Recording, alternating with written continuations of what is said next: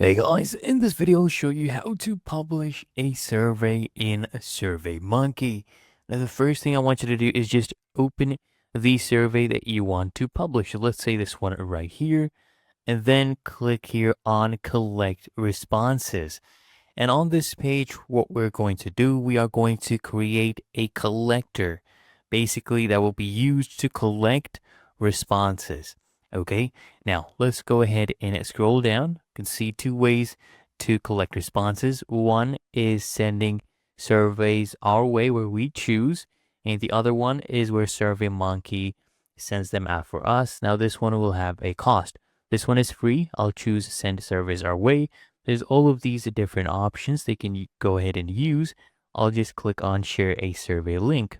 Okay, now once I have clicked on this option, we will get a link to go ahead and use. We can go ahead and copy this.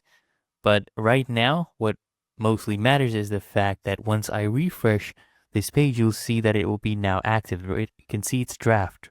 And now, once I refresh, it should show up as open. And there you go. That is how you publish a survey in SurveyMonkey.